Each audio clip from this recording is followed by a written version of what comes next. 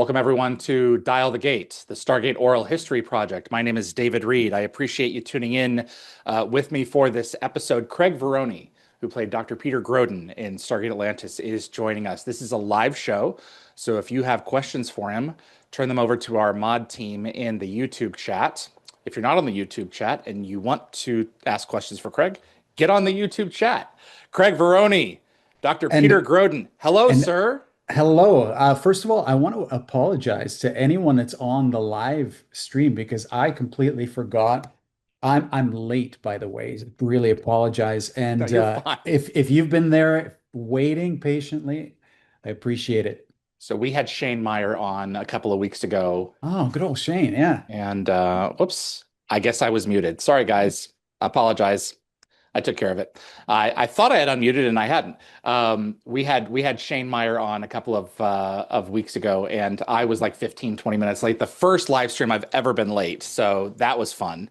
So I apologize. No one could hear me, so that was my mistake. Welcome to Dial the Gates. We have Craig Veroni with us here. We have a lot to co so Oh, I moved. I'm so sorry. I just realized you had me perfectly centered and I moved. no, it's perfect. Uh, you have been busy in the Vancouver market. Yes. Tell us about what's going on in your life. What's going on in my life? Right? Oh man. Um, I'm back home now. This is my home, but we had been out of our home for 9 months. There was a fire in the unit above us in the wall and caused a Oh massive my. burn through some sprinkler lines, caused a massive flood. Um, so this past year has been a very, very challenging year. Yeah, we were in an Airbnb for 9 months, and then back in our home, we've been home for a couple of months, but there's still some things that need to get sorted out, some deficiencies. Wow. So yeah, Yeah. it's been a wild year for sure. But you know, other than that, I have a home to come home to, unlike, some other people in the world who lose their homes entirely. So have to keep looking on the positive side of things. But on the topic of homes, you have It's a nice been segue. busy, kind of, not kind of, definitely, creating a name for yourself in the Vancouver space. And you are a husband, father, actor, realtor, as the website craigveroni.ca says. And tell us about your business and how you transitioned over into this and how, you know, it's just become your world. I'm very curious to hear this story. Yeah, well, it's an interesting story. We purchased not this home. We purchased a house 2007 December-ish and moved in about February 2008, right when the global financial crisis hit. And so yeah, here I am. We have a house, so we got a mortgage. I have a 2-year-old kid, and I'm an actor. And global financial crisis hits. And for the next 2 years, I worked less than I had in my very first year as an actor. Mhm. Um, so, needless to say, times were incredibly difficult. And my wife sat me down after, because I'd always worked. I was one of those fortunate actors. I took it for granted. I was one of these fortunate actors who always worked, and I just kept thinking, the next gig's just around the corner. I'll be working. I'll be working. And 2 years later, after holding down jobs at restaurants and Home Depot and whatever I could to pay the mortgage, my wife sat me down and said, "Babe, I love you, but if you don't get your shit together, I'm leaving." So that was Yeah. my wake up call. And she had remembered this conversation we had when we first met. I don't know how she remembered because I think I only mentioned this one time. And she said, we had talked about if we weren't actors, what we might be doing, and you mentioned real estate. I said, did I? Okay. And she said, my best friend has a colleague who's a real estate agent. Why don't you go have coffee with her and Wow. see what could happen? And I met with her and she thought I'd be great. So I thought, okay, That's all I need to hear. I knew nothing about anything going in. It was wild, but I enrolled at UBC at the Sauder School of Business.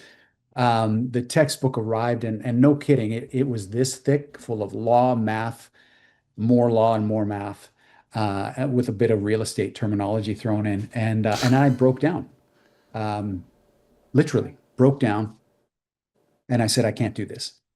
And my wife said, I've been back to school twice now, babe. It's your turn. Um, and so, I just dug in. Yeah. I hired a tutor to help me, and scored 97% on the exam. I'm doing the same thing through a branch of medical school right now myself. Nice. You're Nice. looking Good at the for you. mountain. Thank you. Yeah. And what you need to be looking at is those first few steps. Yeah. You And just what you're take it one looking at is step. the mountain. It's like, stop looking at the summit. You Yeah. know, Yeah. it's And doable. the tutor was brilliant in doing exactly that, breaking it down, you know, bite-sized pieces for me so that I could just absorb. I realized I'm not actually bad at math. I actually am pretty good. I just had terrible teachers when I was younger, and this person was able to really um, make me see that. And once that clicked for me, all the acting training helped with retaining all of the law information. I could recall it like that. So, writing the exam was easy. Well, I shouldn't say easy. It Digestible. it it definitely helped. The acting training, memorizing scripts came in handy, and the rest is history. I mean, everybody asks me, "Do you regret leaving acting?" And I don't. Um, if someone said to me today, "Come play on our set," come, we have a role for you, in a heartbeat, I'd be Okay. there. Absolutely. But I do not miss The grind. auditioning, the Yeah. grind of it. Now, I'm in a business where the grind is just like acting. I traded one business for another where the grind continues. But here, as a real estate agent, I have so much more control over everything that I do. And as an actor, you walk into that audition room, you audition, that's it. Your control is over. As a real estate agent, I've got far more control over whether I get the job, whether I get hired or not. But it took me 5 years to figure out how I fit into real estate properly, because when I started, I felt like I needed to put on this persona of a professional, a real estate agent, wearing the suit, the tie, and all of that. And 5 years in, I met a couple of guys who transformed my life. Michael Thorne and Jesse Peters. They ran a, a workshop called Video Boot Camp, and it was all teaching, real estate agents how to leverage video and social media in their business. That's right. And that was the sort of light bulb moment, turning point for me in my business, where I could marry the career of an actor with the business of real estate, and find my way. And that's what I've been doing ever since. Wow. There is so much at work there that I want to unpack. And I want Let's to unpack. save it, a big chunk of it, for after the conversation about Atlantis. Sure. But I want to know, how many homes have you sold? And I would like to Oh, know how much of your people skills and of your personality, in terms of being able to connect with a room of people who are watching you audition, transferred into your genuine commitment to find someone the perfect home that exactly fits their needs. yeah. The thing for me is all of the skills I learned as an actor translate naturally into sitting across from someone and having a conversation, obviously. Um, when I got into this business, I realized kind of how low the bar really was set for many agents. And yeah, I came home and I said to my wife, my bar is way up here. And just operated that way from the get-go. Um, all I want to do is help people. So, I sit, I listen, absorb. and solve problems. And that's the bulk of what I do. The other side of it, of course, is the marketing, and since getting into video, creating cinematic listing videos where I'm the star. So I treat people's homes like the marketing of their homes like it's an HGTV show, and I try to figure out the story of that particular home, come up with a compelling script and execute it. One of my favorites is a recent listing of mine, 2825 Ontario Street, where we personified the home. So the video is being told from the perspective of the house. Now, this wasn't my idea. I borrowed this from an amazing colleague of mine, Matt Leonetti, out in Ontario, and he had done this about a year ago with an amazing script called Benny, on a property that he sold. And when I saw that, I'm just waiting for the perfect home to copy that and run with it and make it my own. Finally got the chance to do that. So it's telling the story, telling the story of the homes in a unique way. And I get to be on camera still, just now in my own videos. Okay. So I had a Yeah. buyer's agent when I bought my Yes. house. They didn't have a specific cache of homes. So you have specific homes that you're listing. Well, as a real estate agent, you work with buyers and sellers. Okay. So you're not just well, some agents focus primarily on listing homes and have other agents on their team that handle the buy side. But most agents do both. You handle buyers and sellers. Yeah. Okay. Wow. Yeah. Yeah, I want to dig into this a little bit more, but I'd like to park this for a little bit if you don't mind. Sure. Let's And I park it. want you to take me back to when you discovered that you wanted to at least spend the first part of your life being up on stage in front of everyone. How old were you?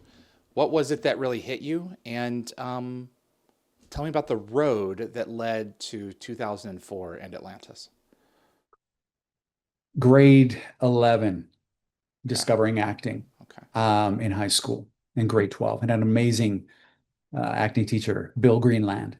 So he's responsible for my bug in acting. Um, and I then went to Studio 58. It's one of the top theater schools in Canada. Um, and I did this sort of right out of high school. I was out of high school maybe about a year, less than a year, and then went to Studio 58. And it wasn't the right time for me. I actually had to withdraw before the end of the second term. It was just too overwhelming, too much. Hmm. And I then spent 6 years doing every other job imaginable. Banking, advertising, I mean, you name it, I probably did it. Um, and found my way back to acting after doing, all of these different jobs, 6 years. I finally sat down one day and went, none of this is making me happy. Mm. What is it that I really want to do? And I realized I wanted to and go back to Studio 58. I wanted to complete the training and I wanted to pursue my career as an actor. And I left myself no fallback. I said, I'm either going to do this and I'm going to be successful as an actor, or, I'm not going to do it and I'll have to find something else. Um, and that's what happened. I went back to Studio 58. They couldn't believe, I think I still hold the record for the student that has the longest time between, first coming to Studio 58 and then finishing, 6 years. But Okay. That's the but I longest. Wow. yeah, but it's an amazing program. I've been fortunate to work on stages across Canada and the US. But once I started my professional career, I graduated in December, and December 9, I can't even remember the year now. I think it was It's okay. 1997 or 98. Okay. Um, and within a month and a half, after graduating, had my first professional theater gig and first professional film gig.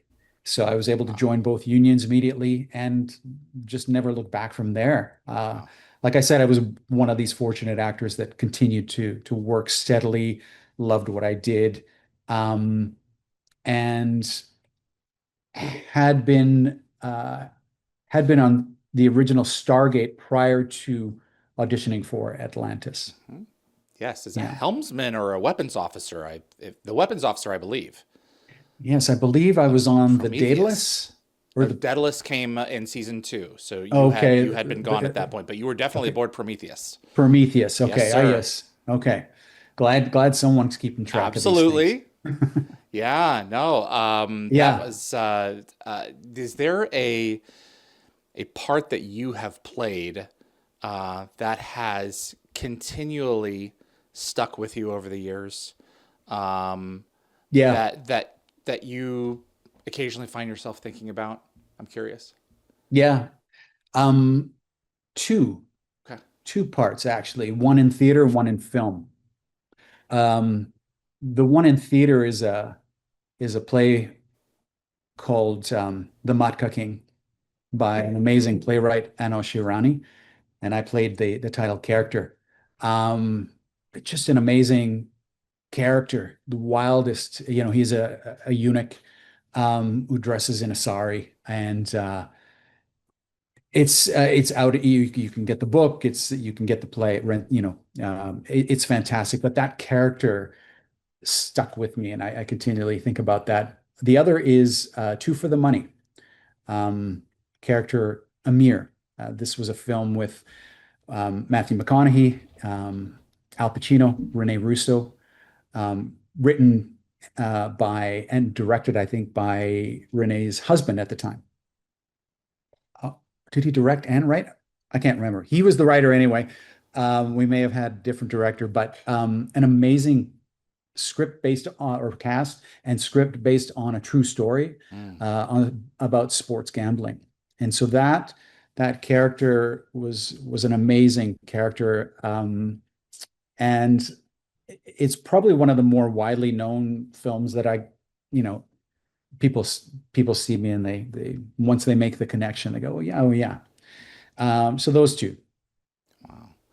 I think that if we're fortunate enough to connect with some material or art that just truly moves us, I think that we're blessed because there's so many. I keep on going back to, people should tell me I should go back to Stargate about this, but I keep on going back to Lost. I have a buddy I just finished the series with again, Uh, and it's so personal for me as an experience. This story from beginning to middle to end. I can't imagine taking on a character personally that you connect with so much, not just as a job, you know, one and done, because there are those roles, but yeah. also as a human being, a part of you, part of you would stick with you, part of it would stick with you forever. I would think. Yeah, I think there, not every single one, but there definitely are roles that are far more meaningful than others for sure. Hmm. Tell me about auditioning for Peter Grodin. You'd already appeared at the previous season on SG1 in Grace. Um, Yes. so this is your not your first go around for auditioning for that team of people. Tell me Yeah. about that role and Rising. Yeah, the audition process was great. And I got to play around with the character in the audition.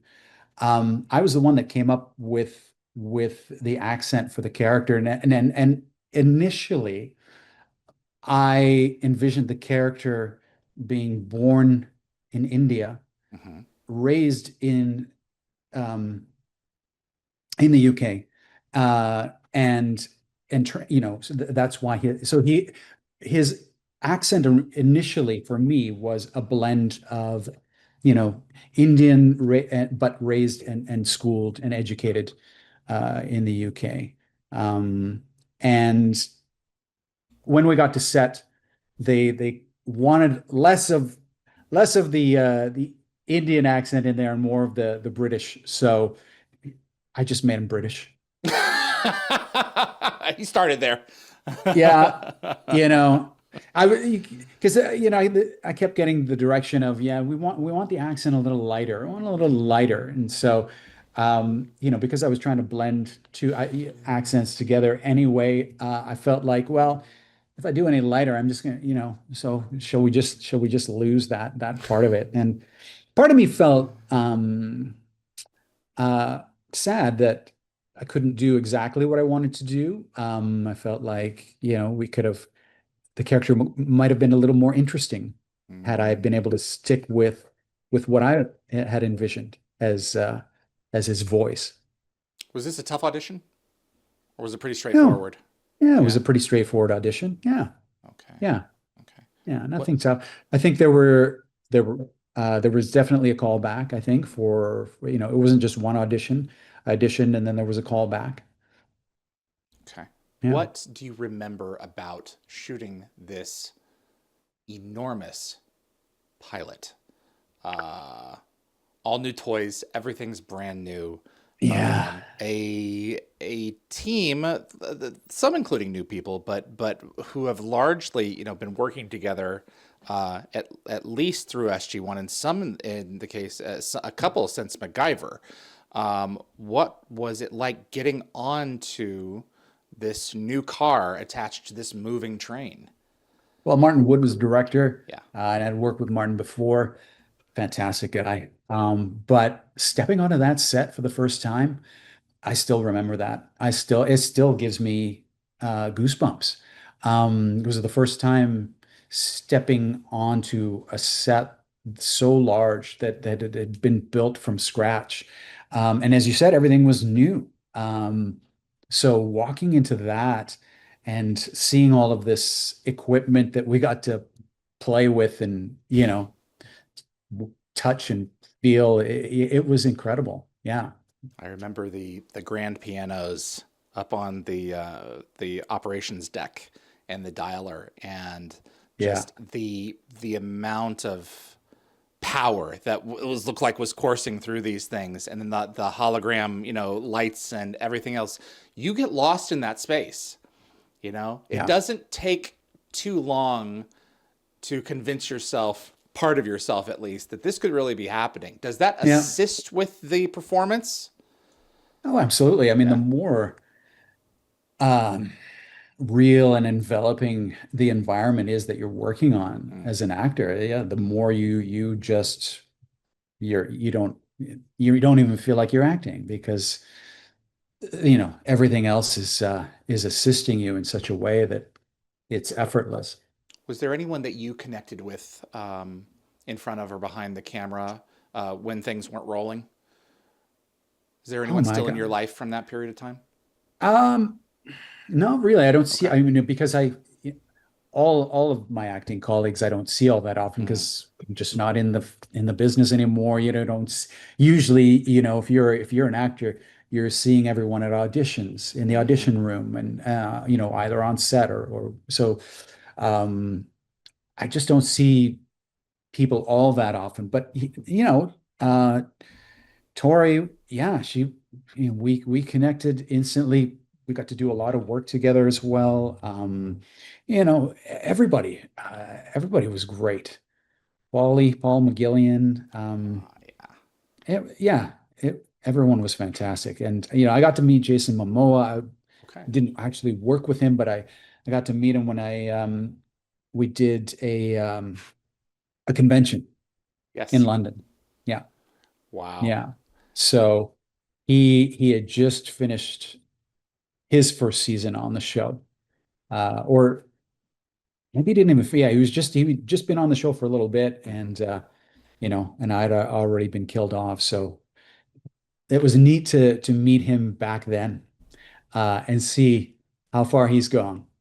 I know Super it's nice guy, kind of super wild. nice guy. Really cool Yeah, guy. Good guitar player too. Uh, great guy. Yeah, knew how to party, that's for oh, sure. that's certainly the truth. Was Definitely. the dialogue a language in and of itself, something that you took like a duck to water, or was this something that required a great deal of assimilation to get it right? It's just like I've been repeatedly told on here. It's like Shakespeare. in terms of its flow and movement, particularly because you're someone who's assisting in the furtherance of the story. So there's always something going on either with the city or outside of the city or with one of the personnel, and it's very technical. What are your Yeah. memories of that? Yeah, some of the technical stuff can be very difficult. I remember one of the first couple of episodes, like it was like the second or third episode I was in, there was some technical stuff that just I had a hard time it was the first time I really had a hard time with the text on a set. But we got through it. Mm-hmm. But it was a bit nerve-wracking and probably caused the director and everyone else a few you know issues for a little while. Can Craig get this line right? But yeah, no, for the most part, it wasn't an issue. But there definitely was one episode I vividly remember just having a hard time with some of the dialogue. I have some fan questions I'd like to start Oh threading yeah, in here if you don't mind. yeah. Christian Unpronounceable asks, do you remember anything about David Hewlett? Oh Are man, there of any course. interesting or fun Yeah. stories that leap to mind? I'm Oh, curious. David, he's he was a great friend and a great colleague on set. Talk about Always, delivering dialogue. Ugh. oh my, fantastic, just fantastic. Um, Always so funny. Yeah, always had us laughing on set. If it was a long day on set, he would find a way to make light of things and just help you keep going. Yeah, You've got nothing to but get nothing but good memories about David. the material has to get done. Yeah, It doesn't have to get done completely painfully. If you're surrounded by people who at least enjoy being there, because on sets that's not always the case. You know. yeah, we never experienced that. Yeah, thankfully, everybody there was super professional. Loved working, loved being there, obviously. Mhm. So yeah, we didn't have any of that on set. Was it a year that went by real fast in your mind, or do you feel that this was like a sizable portion of your career was taken on in that Gatrium and in that space? No, it went by way too fast. Yeah. Way too fast. When I got I got the call from um I can't remember if it was the director or someone called me letting me know that the upcoming episode I'd be killed off. And that was hard. That was hard to hear.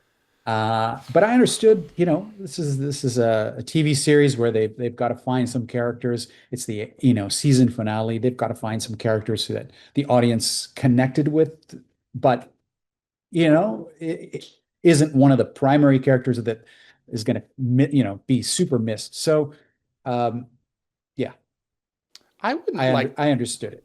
I wouldn't necessarily characterize it as such. I know a number of people who were super missed. Uh, super missed. You were super missed by a number of people. Yes, Jeez. and I appreciate that. It was neat. It was neat after the fact to see the response from people, and um, there were some wonderful gals created the Save the Brit campaign. Right. Um, yeah, it was just always nice to see fans' reactions and get that kind of response. So I Yeah, the interesting thing for me now in my career now is that I get recognized far more now for my YouTube videos and the real estate stuff than I ever did as an actor, which is wild. you found your niche, and you're also that's your community up there, and Yeah, so it's so good to see that they're paying attention to what's going on around you. So your yeah, advertising is working, which it can is. always be said. you know uh so okay, so there was, you don't remember who Kevin Weaver was about to ask, so you don't remember who it was who contacted you, who had that conversation I with you? think it was the director at the time, but I can't remember exactly. No. Okay, Yeah. let me see who that would have been. I'm genuinely curious just to get that on the record here. So that would have been Martin Wood. So Yeah, no, it wasn't it wasn't Martin. Martin. Okay. Mark Um, Garrow wrote the episode. Um, Maybe it was more. Yeah, maybe it was. I can't remember. okay. Sorry. It's a This long is time ago. Long time ago now. Oh, I don't know why you're having trouble. It's all right there for me. No, this is a really poignant episode because, like you say, they're needing to raise the stakes, Yeah. and almost always, unless there's a contract issue or someone wants to get out of it, the principals are generally safe. Yeah. Couldn't say the same for Paul McGillion a couple of seasons later, but is this how do you move into a place in your mind where you've been enjoying a going to work at a specific place at a specific in a specific pair of shoes, walking in a specific character's role? Do you have to compartmentalize that? Yeah, this is for a season, and then that's going to be it. One day it's going to be finished. And how do you navigate that as an actor? Well, I wasn't signed to a contract for 1 year. True. Yeah. So every episode that I got to be in was I see. was amazing, right? Of course, you hope you're going to be around for season two, season three, or if that happens. Uh, so when I got the call, it was sad, but I understood, and just had to deal with it. Hmm. Um, but being on set as that character, having to say goodbye to everyone wasn't hard, because I was alone on that satellite. That's Um, true. and I knew what I had to do for the good of everyone else. And which paralleled as Craig the actor having to do my part, for the good of the show. I needed to be killed. My character needed to be killed off. So it wasn't hard to just go there emotionally, and you just want to, as an actor, you just want to do the best job you can. Hmm. If this is going to be my last episode, I want it to be great. I want people to remember it. So, and people do, which is amazing. They do have, and it's an intense sequence. Have you seen the episode? Oh yes. Yeah. Okay, Yeah. man, it just absolutely whacks you in the stomach, especially because his last line is, "I'm sorry," and it's like not like "oh crap," or "oh my god." It's just there's such a defeated. Yeah. He Um, could, he failed. He couldn't do what he was hoping to do, and just right. he was just sorry. Yeah. Yeah, I'm Yeah. I'm hearing. Is everything? Do you need to? Sorry. Oh, it's all right. I, I'm just on a very important call, Tamara. Sorry, It's guys. okay. Sorry about that. So this is. Uh, I really appreciate you being so thoughtful about it, and I'm a couple of fans are curious. I know Raj wants to know if and when the franchise returned, which is just a question of when, as a TV series or a movie, if a role was posed to you, or some wacky version of Grodin, would you be open in either reprising the character or appearing as something else? Would Stargate In be a enough to wet heartbeat. your whistle? Yeah. Of course. As I said, if someone came along and said, "We'd love for you to come play on the show with us," I'd be there in a heartbeat. Absolutely. Awesome. Yeah. Yeah. Matt T says, as a Brit, he says, I didn't question your accent as Grodin for a Oh second. man, thank you. Thank you. Right? He said, as a South African Canadian, was this an accent you perfected at all prior, or was this the first time you had explored that in this role? No, I love accents. Yeah. I have a very bad habit of, when I'm around people with an accent, I want to start talking like them, which is horrible. No, you're mirroring. You're Because some connecting. people, well, some people might take that as mocking them, but I love people's accents, and I love trying to figure it out. And when I hear an accent that's intriguing to me, I want to start talking like that person. So, no, I've always uh, loved working on accent. So that wasn't the first time I did it. But like I said, the original accent, the original voice for Dr. Peter Grodin was slightly different. And I feel would have been warmer and more even more charismatic for the character. Mm, But you know, I was happy to do what I could.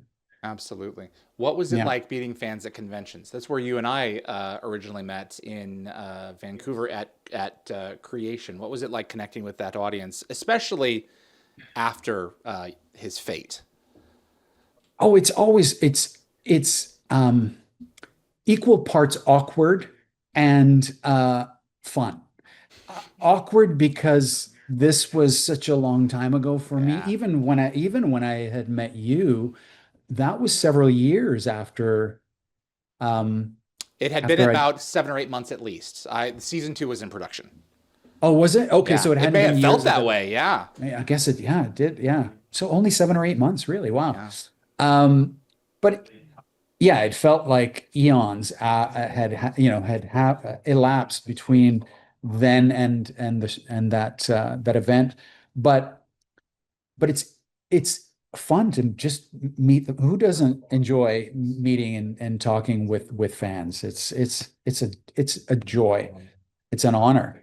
You know, we create this show, this piece of art, whatever you want to call it, throw it Mm. goes out into the world. But it really means nothing if nobody cares about it, nobody watches it, you know. So to have people interested in it, interested in the characters, it's great. I love it. Do you recall? Matt also wanted to know, out of curiosity, do you recall any special configuration or apparatus that was used to help you appear weightless in some of those earlier scenes in that episode? Yeah. How did they do that? It was a the, green screen technology. Okay. Right. So the apparatus that you're on disappears and you appear weightless. Um, the technology's come a long way since Yeah. then. So I think the technology is even more phenomenal now than because the apparatus I was on was quite substantial. Like it was a, sort of an articulated arm on which I had to stand and sort of lean up against, if I remember correctly. Yeah. And just But simulates the experience of being in this confined space. So, mm, uh, yeah. that's the stuff that they put you guys through to pull off some of this stuff was wild. Yeah, but the sets, like I said, Yeah. the sets that they built were phenomenal. You know, really have to hand it to the team that did all that work. I loved showing up. I was always more interested in everybody else's job when I was on set. You know, I'm like, how the hell does this happen? It's an orchestrated chaos. Yes. It's really, really impressive what it takes to make a show or a movie come alive. It's incredible. All these needles that are being threaded all simultaneously, it's kind of mind Hmm. blowing. Timothy wants to know, did you watch the show after you left at all? Or was that in the past and you're moving forward? No, I a little bit. I watched it somewhat, but I didn't. I think I watched some of season two.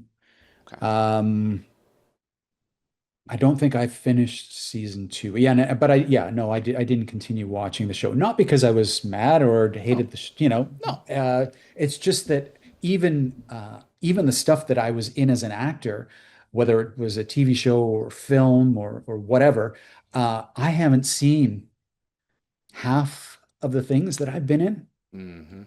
Um, yeah, so there's a lot of stuff that, you know, I was in myself that I haven't even watched. I find that very common when talking to actors. Like some of them won't Mhm. look at any of it. And I Yeah. can understand that. But I would No, certainly like to, okay, what could I do better next time that I can see in myself that yeah. no one else necessarily was paying attention to that I want to fix for myself, you know? But I could understand how that would be uncomfortable for some. One of my favorite memories of being on a set where I had to do a lot of work was Destination Infestation, aka Ants on a Plane. Uh, the original title was Ants on a Plane, and then they found out they couldn't use ants on a plane, so they went with Destination Infestation. I played the co-pilot of this plane. I wind up landing the plane, but At I'm least you stuck there. the landing. I'm there with a great actor friend of mine who I'd worked with before, who's the pilot. And we get on set, and we're in this cockpit of the plane. And I'm looking at all the instruments. And my uncle had his own helicopter school. He's since passed away, unfortunately, but I knew nothing about flying or any of the instruments. So when we're sitting in this cockpit, the director comes up and he's talking to us about how they're going to block shoot this and what he wants from us. And so after he had finished talking, I said to him, "And do we have someone on set, a pilot or an expert that's going to show us how to use the instruments?" And he sort of looked at me blankly and went, "What do you mean?" And I said, "Well, is there someone that's going to sort of walk the two of us through what buttons and things we might need to be touching?" And he went, "No, no, that we don't have the budget for that." Um, and everyone else on set was laughing at me, but the pilot, he looked at me and he went, "I'm not touching anything." And I went, "What are you talking about?" He's like, "I'm not touching anything." And so I said, "Okay." And so I started figuring out what I needed to do to make this I wanted to make this look believable. So And so Captain's going to be on a coffee break for this project. I'm like, "Yeah, if you don't want to, I'll fly this You can plane if both you don't fly want it. to." Yeah. Yeah. Didn't get paid any extra, but I flew that damn plane. Yeah, but that was fun. My That was fun. helicopter pilot father of more than 40 years will be very proud of you. Oh, wow. That's great, So man. do you fly? I, to his chagrin, do not. But I'm not. So I one of my biggest regrets was I was offered the opportunity by my uncle to come learn and get my pilot's license, and I wish I had. I wish I had. Craig, my 16th birthday, I got a pilot's log, and there's one entry in it to this day. So you and I are rowing the same boat, man, just different oars. Well, you tell your father if he ever wants someone to go up with him, I'll happily go. They took his wings with him from a few years ago because he's Oh, too I'm old sad to. now. But it was the coldest, darkest day in hell you could imagine. He's never gotten over that. But he's probably listening. So the message What's received. his name? Dave. Dave. Yeah. Nice to meet you, Dave. uh, when I bought my current home, Yeah. this is the second one. Okay. And sorry, where do you live in North the world? Nashville. Okay. Nashville. Nice. I saw three or four, Okay. and That's not a lot. No. so I contacted my realtor and I said, okay, this is it. And he once the paperwork was signed a few weeks later, he just turned to me and he said, "Thank you for making this so ridiculously easy." Well, And I yeah. was like, "What do you mean? I just knew what I wanted." He says, "A lot of people don't." And it's like, Yeah. I never thought of it that way. Like doing something like this is fairly deliberate. Like there's going to be gives and takes. You have to land on something. Very rarely would I think, and I'm curious to know your perspective on this. Very rarely are you going to find something that ticks all of your 20, 30, 40 boxes. I don't want you to tell any horror stories because you may have potential customers in this audience.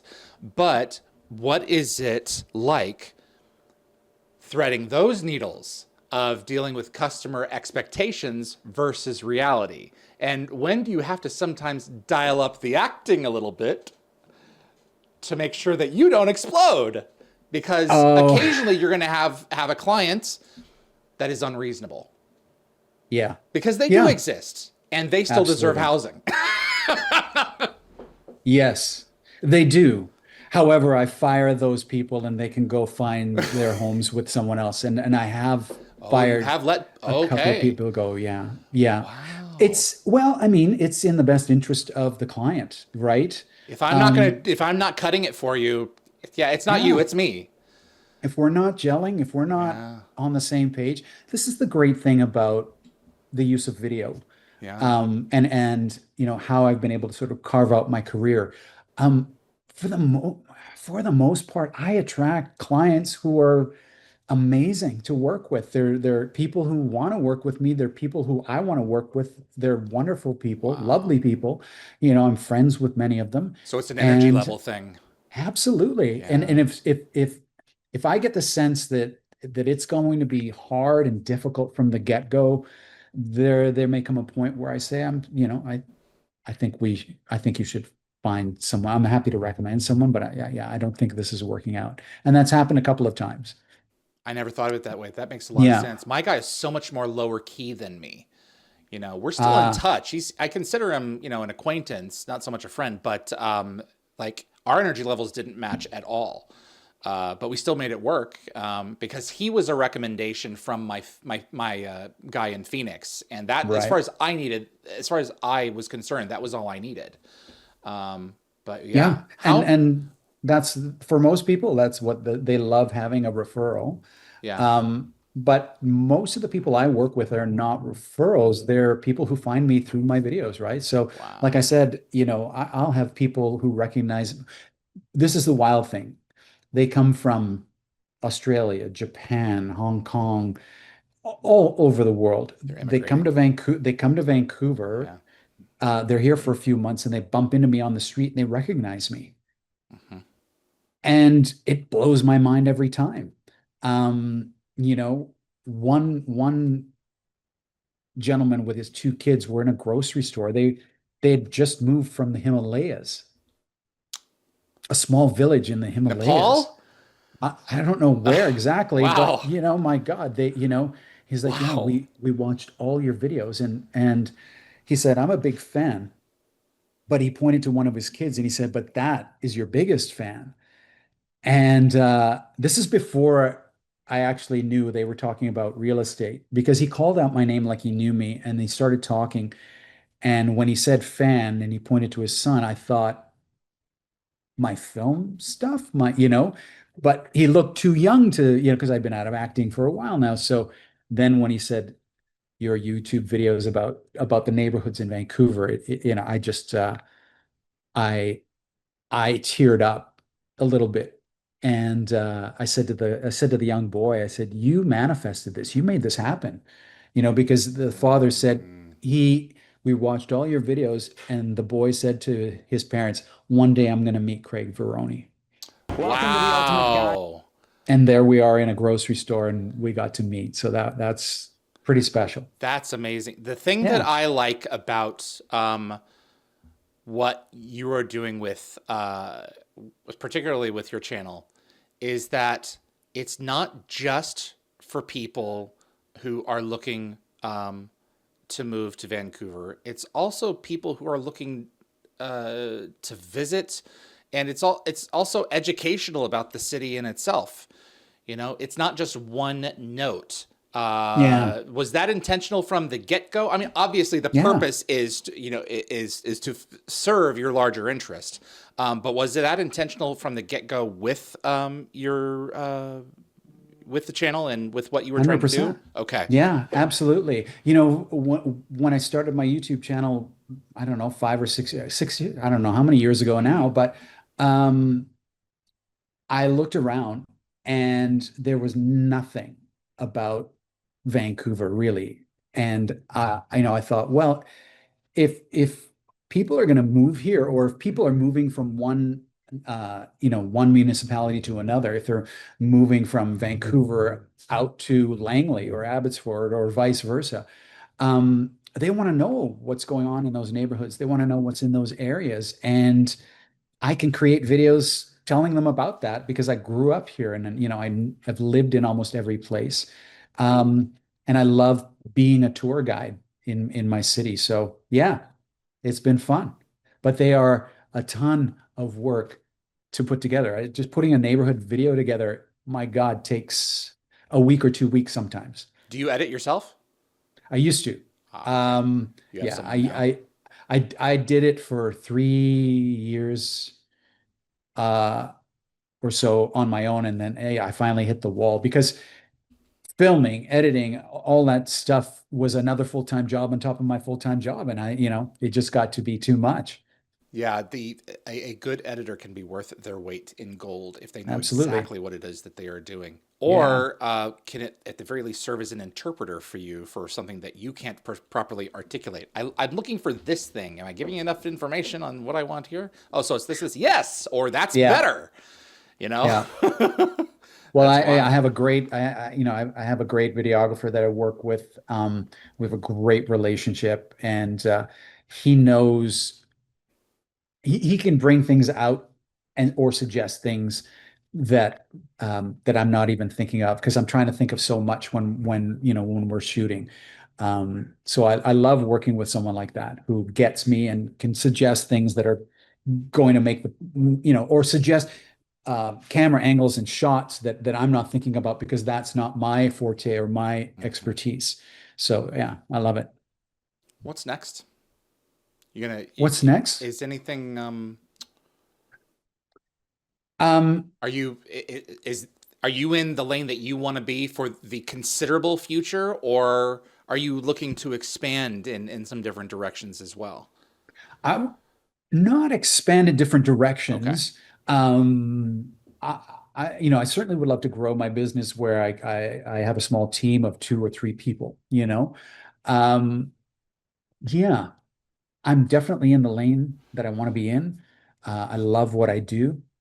Absolutely love helping people find the home that's right for them. And I love creating content for people who are looking to buy and sell homes. So definitely the lane I want to be in. And as I said, if someone comes along and says, "We'd love you to be in this," I'm not going to turn that down.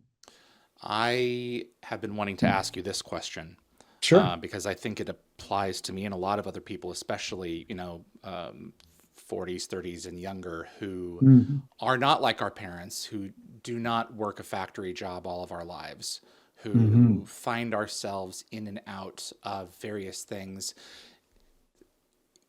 In some cases, it could be blamed on the fact that we can't stick to anything. So which is, I can certainly make that case for some people, but for others, I think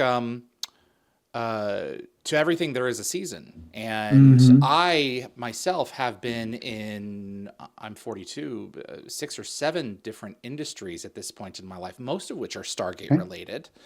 Yeah. But I'm curious for your perspective, especially when there are a number of people and actors, this can be said a lot of, who are like, I'm in the job that I want to be in, you know, this is it for me, and I'm not looking at anything else. I'm not going to be pragmatic.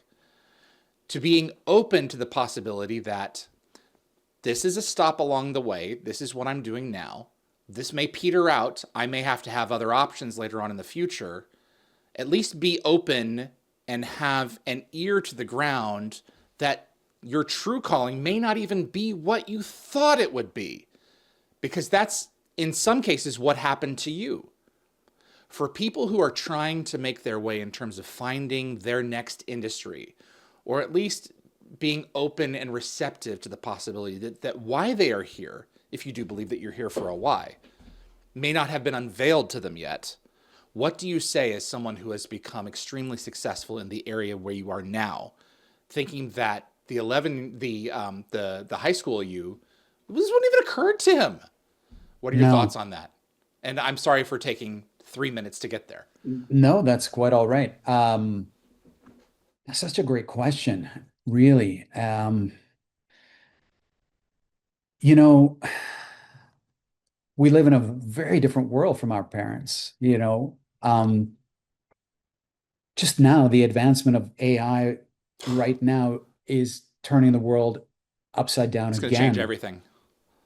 Well, in ways we can't even imagine yet.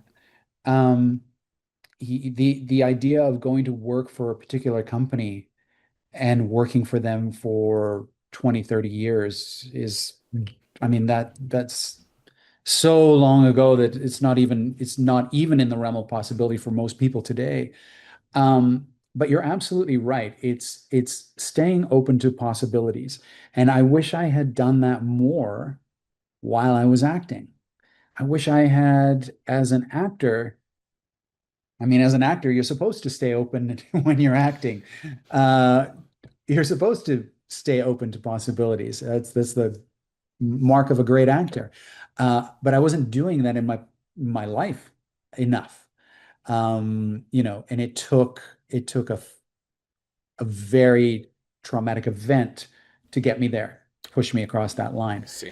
Um, but I think that most people fear me, myself, I was fearful of what I couldn't do.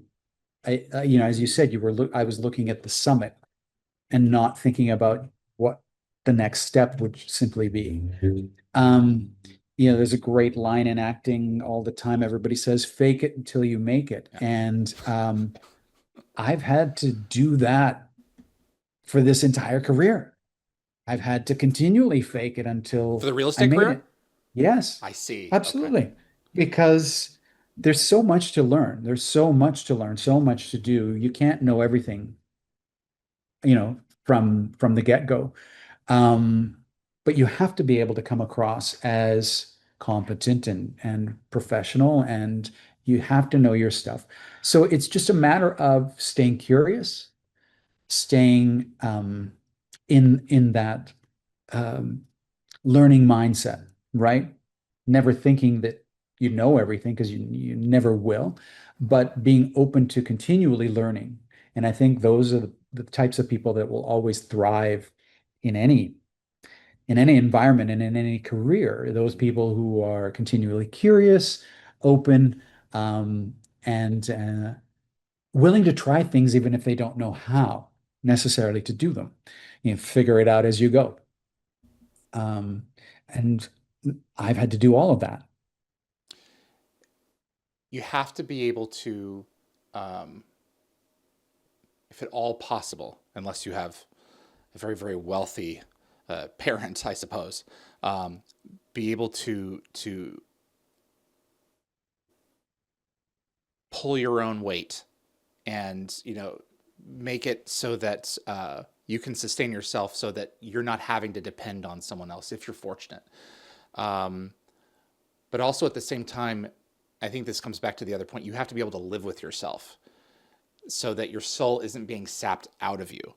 Um, I have had the opportunity to talk with a couple of actors on this show, Hmm. and uh, so often, I've never said this, I'm sitting with an actor, and I ask them about a role that they want to do, or a role that they haven't been given yet, and a couple Yeah. of them have been honest enough to say the one that I want hasn't come yet. Hmm. Um, and part of me feels really bad in the back of my mind, because it's like I'm saying to myself, this is a really amazing person. They haven't had their Jason Momoa moment. Hmm. At this point in their life, depending on their age, they probably won't. And it's a real shame. Yeah. And if they Well, can that's the find business of something, acting. I know that's the thing. There are only so many slots. Yeah. And if they can, if a person can reinvent themselves like you have, largely on the same trajectory of interfacing with people and having a relationship with people and communicating the way that you like to communicate, and be successful, uh, but be content with yourself, that's a real rewarding thing. And recognizing that that's happened to you is a blessing. It certainly is. It certainly is. There, there's so much um, as an actor that I wish I had treated acting like a business when I was in it. It wasn't until I got into real estate that I understood the business of acting, if that makes any sense. Yeah, yeah. Um, and so not that I have regrets, but if I had the opportunity to do things over there, I certainly would learn from the lessons that I have learned. Um, but absolutely, the reason that I don't feel any regret of letting go of the acting career is because I feel very fulfilled in what I do. You know, there are a couple of roles that I feel really proud about, Mm, and can point to that and say, I'm proud of what I did there. But there are far more. Um, as an actor, sure, I entertained people, and sure, people were uh, fans and pleased with what I of did. But course. did I really change anyone's life? Probably not. But I know as a real estate agent, I've had, not that I've changed someone's life, but I've had a meaningful impact on the people that I've worked with. And that is important to me, and that I'm proud of. Because as you say, when you're in a career, it needs to fill your cup, and That's right. you need to find things that fill your cup Yeah. outside of potentially what you're doing, right? So Yeah. that's which is why I said, as an actor, when I was acting, I wish I had been open to other things at the same time, and not just be so, have the blinders on of this is all I'm doing, this is all I'm about. This is my entire identity. Um, I was able to, once I got out of that, I was able to realize that, as you said, I can reinvent myself. I do have other things that I'm good at and can be successful at. And yeah, I certainly hope everybody out there finds that as well. I'm not, I mean, I'm not going to sit here and say that I'm at that place where everything is rosy and No, smooth, and it there's is always going to be a not. mountain. There is. There's the one thing about life is that there's always change and there's always adversity, and that's the constant. Those are the constants. Um, but I'm very pleased with the career path that I wound up taking, and happy to have met some amazing people that Mm. that showed me that I could use that career as an actor in my real estate career instead of denying it for the first 4 years, 5 years of my career. You, I think, have changed people's lives. You've met one little boy who self actualized his way, arguably right in front of you. Um, and I think that there is something to that. I think we're both fortunate to be in positions where we are able to connect with people and provide them with something they didn't necessarily know that they wanted. I Yeah, am very fortunate with this. I've received letters and communiques from people who are, I'm rebuilding my home. It was destroyed because of this freak event, or I'm rebuilding my life from what's going on, and you're in my earbuds talking to me right now. And it's not why I do this, and it is why I do this. You Hmm. are putting people in a place that is going to carry them for a portion of their life. And the connection that you make with them at the time is going to uh, set the tone for everything that follows. Maybe you're not the right, person for them. Maybe you are, but you have an opportunity to affect people on a very personal level because these places that we reside in they bear witness to the highs and lows of our lives, Yeah. and it's so important to get it right. That's the thing that I loved about my guy Lyle when my first house. It was we would go to these places and he would be like, "No, we're turning around." I've What done what are that you with what are you clients what are you too. talking Yeah. about? He says this isn't right for you. It's not right for And you. I'm like, Yeah, absolutely. "Don't you want my money?" He's like, "Not if it's going to put you in a place where I know you won't like it." Because I've had enough time to sit down and get to know you and find out what makes you enough about what makes you tick. And that right there, Craig, you just said it. You've done the same thing. I think that that's the mark of a good buyer's agent because I'm not going to just shuck this off to you and leave you with potentially a negative experience in your life and a horrible mistake. You know, you trust the Yeah. process that Yeah, the right home absolutely. will come as long as Absolutely. you aren't too granular because you can be. So, Well, I had clients actually write the offer and and me saying I don't think you should be writing this offer, and at the last second them pulling back, and then a week later we found the right home for oh, them, see, these you things know. happen. And to Ah, this that's to cool.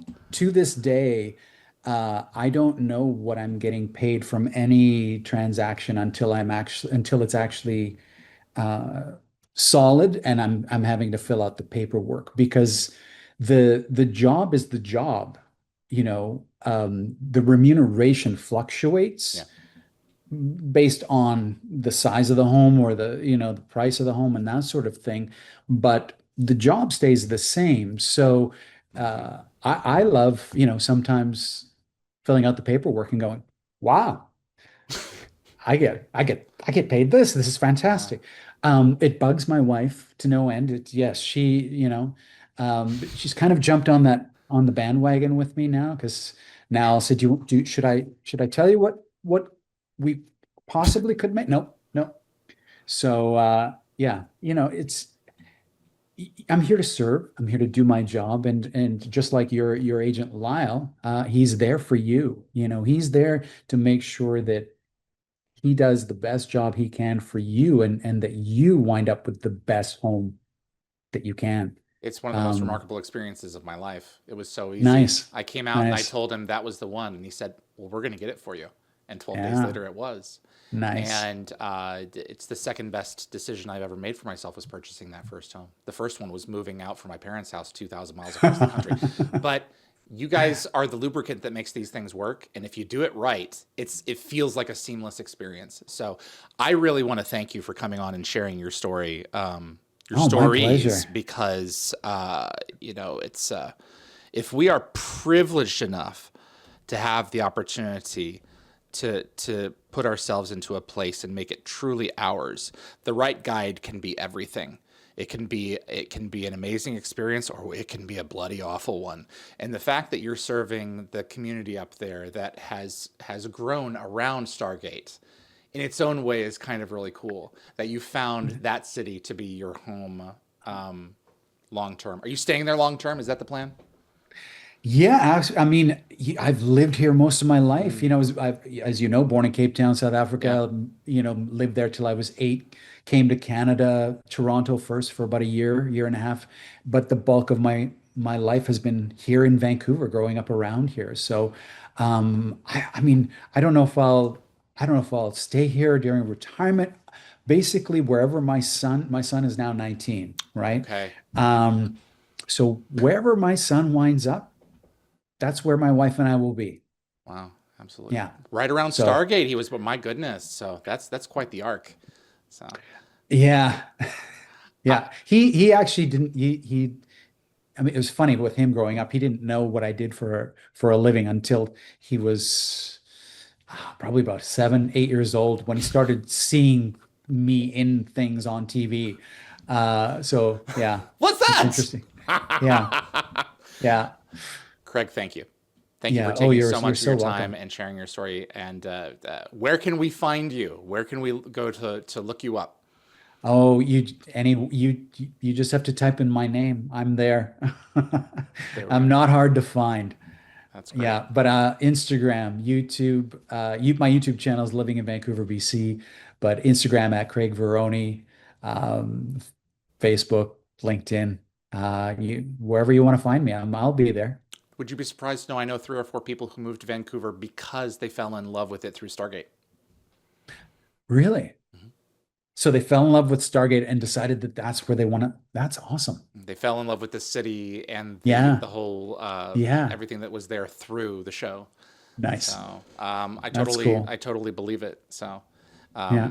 but yeah, Thank you again, sir. I'm going to go ahead Oh, and hey, wrap up thank the show you. on this side, but this was a real pleasure to be able to reconnect with you after all these years. It is a real pleasure. Thank you so much for having me. And thank you to everyone that was out asking the questions today.